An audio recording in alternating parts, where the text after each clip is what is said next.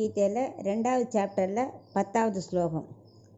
தம்முவாச்ச ஹ்ருஷீகேஷ பிரஹசன்னிவ பாரத சேனையோருபயோர்மத்யே விஷீதந்தமிதம் வச்சக.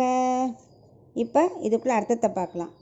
Sanjayan Dhritarashtra continue பண்ணிட்டு இருக்கான் அவன் பேசினதை.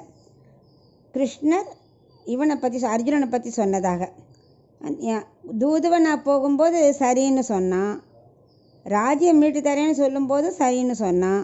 இப்போ தூது சரிப்படலை, சண்டை தான் அடுத்ததுன்னு கூறும்போது சரின்னு சொன்னான்.